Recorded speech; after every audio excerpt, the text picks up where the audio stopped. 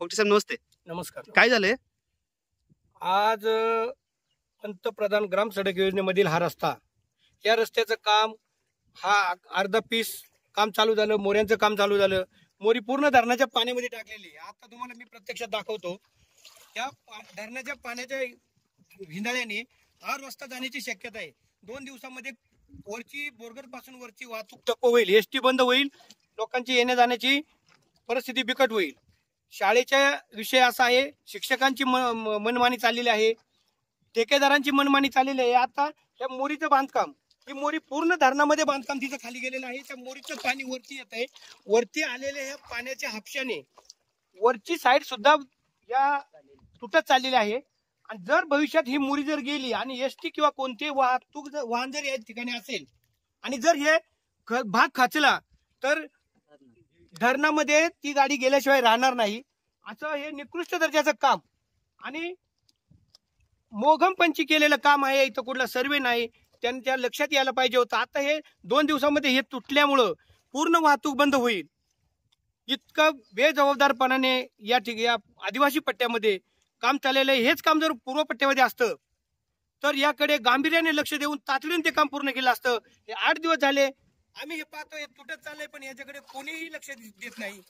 कोणताही पदाधिकारी किंवा कोणताही ठेकेदार, इंजिनियर कोणीही या ठिकाणी लक्ष देत नाही. पदाधिकारी तर आज ते त्यांच्या भारामध्येच आहेत. त्यांना फक्त त्यांचं इलेक्शन पडलेलं आहे, इलेक्शनसाठी ते नको ते करतात. परंतु ह्या आदिवासी भागातल्या अडचणी आहेत, या अडचणीकडे कोणीही लक्ष द्यायला आज तयार नाही.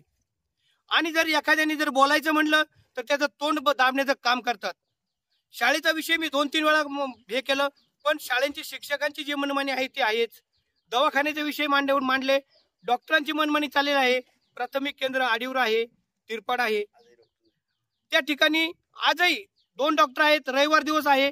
आदिवासी भागामध्ये कोणता माणूस सांगून आजारी पडणार आहे का? रविवार दिवस असला 2 डॉक्टर आहेत, त्यांच्यापैकी एक तरी पाहिजे होता. आजही त्या दवाखान्यात कोण नाही. म्हणजे आपण बोलायचं आणि फक्त नुसतं आपण वाऱ्यावर मोठा सोडलं अशी परिस्थिती. आपल्याकडे कोणी लक्ष देत नाही. आणि याच आदिवासी भागामध्ये आता दौरे चालू आहेत. प्रत्येक उमेदवार, भरपूर असे उमेदवार उभे राहिलेले आहेत. उमेदवार या रस्त्याने जातात, परंतु कुणाचंही याकडे लक्ष गेलं नाही. आज अशा ठिकाणी फ्लॅक्स लागले का त्या ठिकाणी आजपर्यंत कोणीच पोहोचलेलं नाही. कोणता अधिकारी नाही, कोणता पदाधिकारी नाही. त्या रस्त्यांची काय दुरावस्था याच्याकडे लक्ष नाही. फक्त फ्लॅक्स लावणं, मत मागणं एवढंच यांचं काम आहे. तर यांनी प्रत्येकाने लक्ष दिलं तरच हा आदिवासी समाज त्यांच्या पाठीमागे खंबीरपणे उभा राहणार आहे. अन्यथा आदिवासी भागामध्ये यांनी कुणीच फिरकायचं नाही, जाहीरपणे मी सांगतो. आणि याच्या जर दुरुस्ती जर नाही झाली तर स्वतः रामदास बोपटे आमरण उपोषण केल्याशिवाय कधीच मागे सरणार नाही. आपण काय सांगाल तुम्ही? आदिवासी भागात खरंच अधिकाऱ्यांचं आणि पुढाऱ्यांचं खरंच दुर्लक्ष आहे. कारण अशा गोष्टी वारंवार होणे आणि आदिवासी भागात त्रास देणे हे जाणून बुजून मला तरी वाटते. असं तर शासनाने आणि अधिकाऱ्यांनी याच्याकडे 100% लक्ष द्यावा गांभीर्याने आणि त्वरित आमचं आदिवासी भागातल्या समस्या सोडवाय.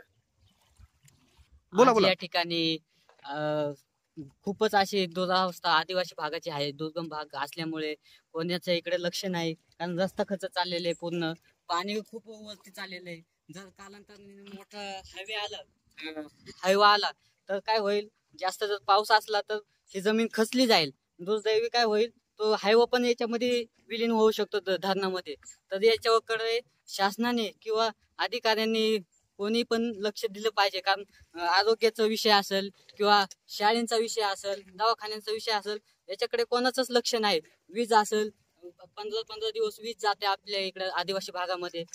जेवणाचं जर सोय काही आदिवासी भागामध्ये होत नाही. आश्रम शाळा असतील या ठिकाणी, असं नाही का, असे भरपूर प्रश्न आहेत आपल्या इकडे. तर त्याच्याकडे कोणी सगळेच दुर्लक्ष करतात. बोला.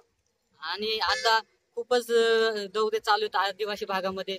जे उमेदवार फक्त त्यांचं ध्येय एकच असतं का आपण 5 वर्षामध्ये एकदाच निवडून यावं. आणि 5 वर्ष जर निवडून आले तर पुढं ते येतच नाही, परत 5 वर्षांनीच येतात. मग तुमचे कोणती समस्या, हा रस्ता नाही, वीज नाही, शाळांना हे नाही, भिंती नाही, तर काही व्यवस्थित सुविधा नाही, तर मग ते लिहून घेतात. हा तुमची कोणती अडचण आहे, हा आम्हाला सांगा, आम्ही लिहून घेतो. तुमचं इलेक्शनच्या आतमध्ये किंवा इलेक्शनच्या पाठीमागे पुढे हे काम पूर्ण नेण्यात येईल असं आश्वासन देतात. आणि पुढे 5 वर्ष ते कोणतंही याच्यावर दक्षता घेतली नाही, हे त्यांनी या पुढील भागामध्ये करावे अशी विनंती आहे.